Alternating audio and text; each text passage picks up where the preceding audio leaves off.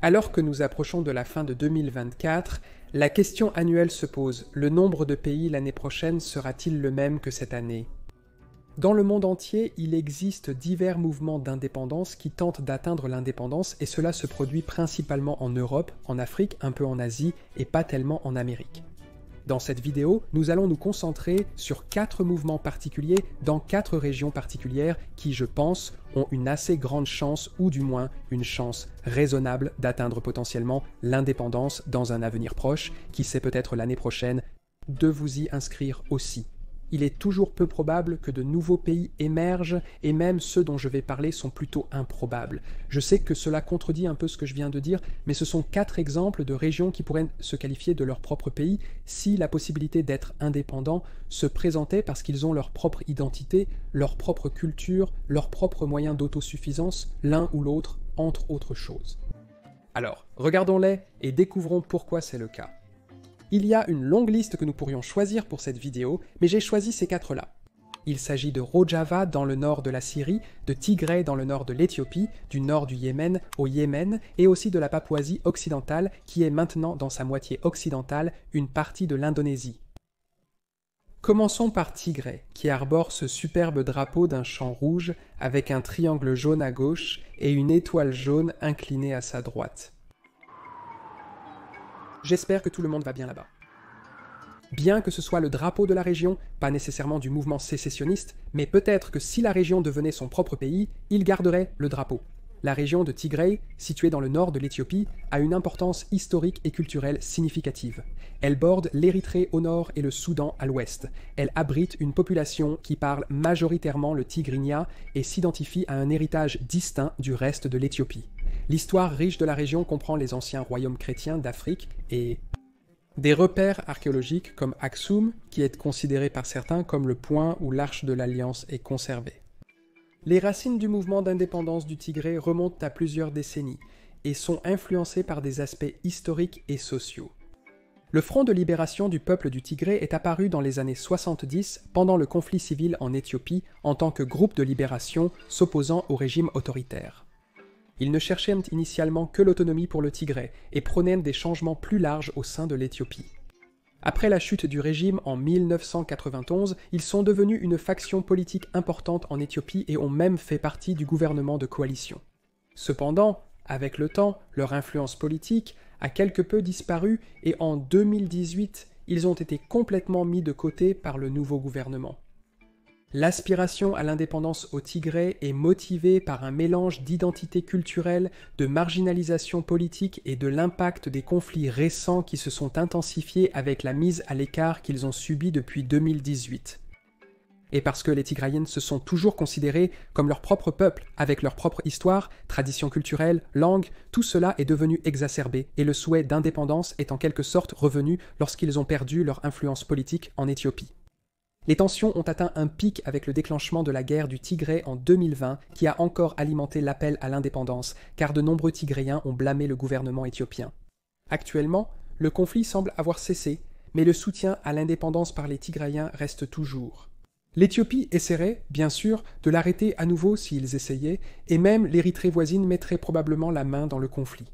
La reconnaissance internationale serait également difficile car une Éthiopie solide est considérée comme la clé de l'instabilité de l'Afrique de l'Est, surtout en considérant que la Somalie est juste à côté d'eux et que c'est déjà un puits d'instabilité dans la région.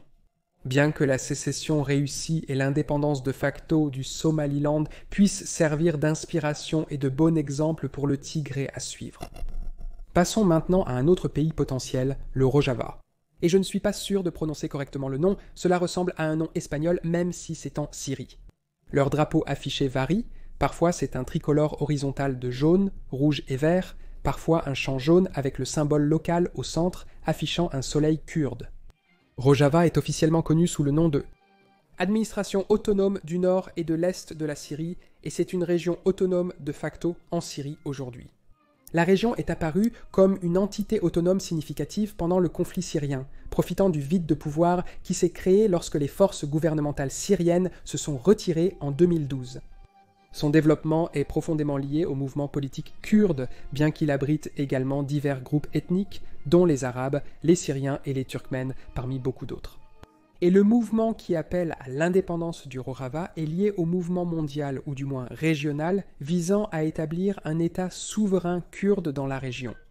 Les Kurdes, l'un des plus grands groupes ethniques apatrides, ont longtemps cherché une reconnaissance culturelle, politique et territoriale en Syrie, Turquie, Irak et Iran.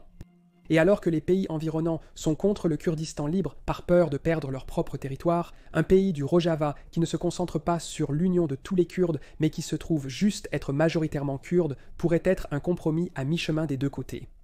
Leur désir d'indépendance est motivé par une combinaison d'autodéfense, de préservation culturelle et de l'aspiration à un système politique qui embrasse ce qu'ils appellent le confédéralisme démocratique, en contraste avec les régimes très autoritaires qui les entourent dans la région du Moyen-Orient dans son ensemble. Mais malgré ces aspirations, la possibilité qu'ils atteignent l'indépendance reste assez petite. Bien que la région ait fait preuve d'une résilience remarquable et ait un certain degré d'autonomie, sa viabilité à long terme en tant qu'État indépendant est incertaine en raison de facteurs géopolitiques.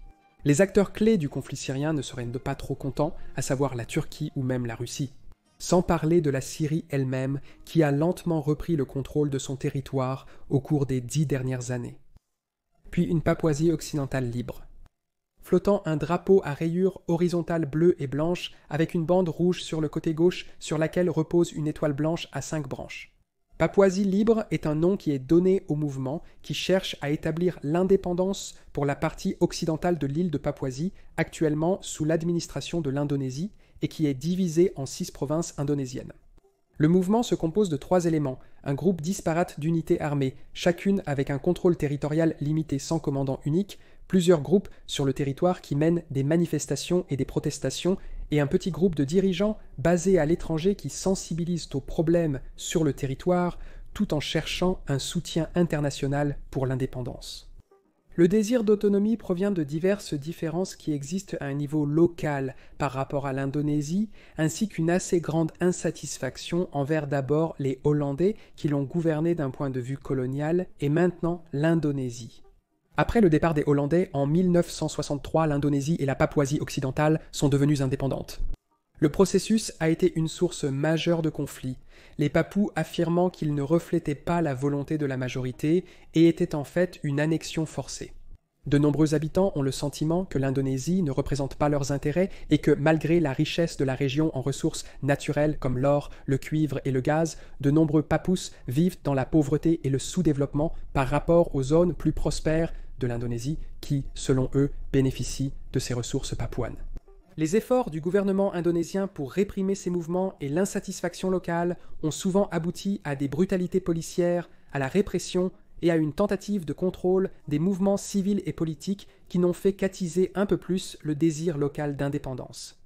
Mais cela n'aide pas que les mouvements d'indépendance locaux soient si fragiles et désorganisés. L'autre moitié de l'île est déjà un pays indépendant, la Papouasie-Nouvelle-Guinée. On est laissé à se demander si l'indépendance était atteinte par l'Ouest, un seul pays papou unifié en résulterait alors. Mais il est peu probable qu'ils parviennent à l'indépendance. S'ils le sont, ils ont besoin du soutien de la Papouasie-Nouvelle-Guinée et doivent surtout se rassembler et s'organiser pour rendre cet objectif réellement réalisable. Et enfin, le Yémen du Nord. Je dirais que c'est peut-être le plus probable sur notre liste.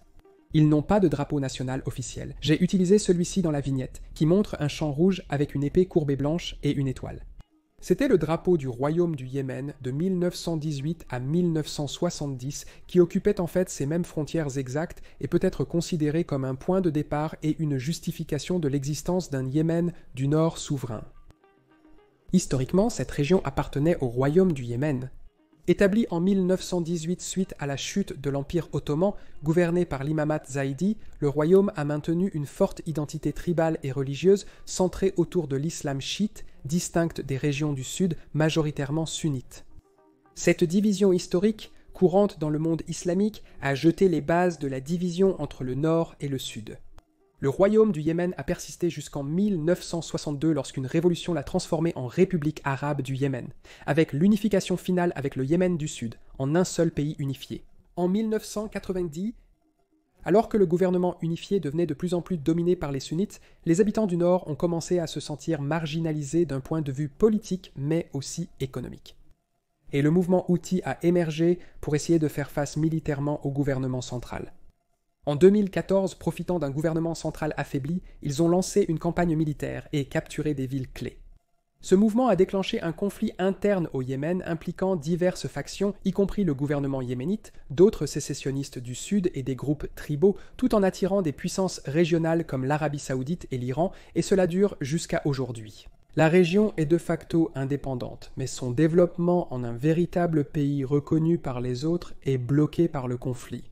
Ils devraient d'abord parvenir à la paix, faire accepter leur indépendance au Yémen dans le cadre de l'accord et obtenir l'adhésion de l'Arabie saoudite et de l'Iran. Les Houthis seraient alors confrontés au défi de se transformer d'un groupe militant en un gouvernement légitime et fonctionnel. Ils auraient également beaucoup de mal avec le développement. Le Yémen est déjà un pays assez pauvre, mais le nord du Yémen est particulièrement pauvre et manque pratiquement de toute ressource naturelle. Ainsi, le développement du pays lors de sa création aurait dû compter beaucoup sur les investissements étrangers et l'aide.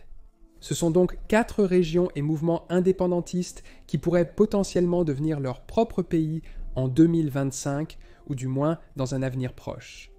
Il est difficile de comprendre où se trouvent ces mouvements indépendantistes, pourquoi ils veulent se séparer et à quel point ils sont sérieux.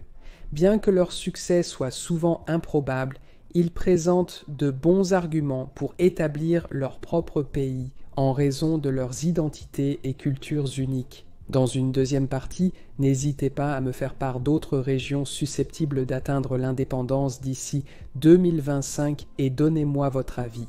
Pensez-vous qu'ils réussiront et devraient-ils devenir leur propre pays ? Merci à mes mécènes pour leur soutien direct, rejoignez-les pour accéder au contenu exclusif mentionné en début de vidéo. Merci d'avoir regardé, n'oubliez pas de vous abonner.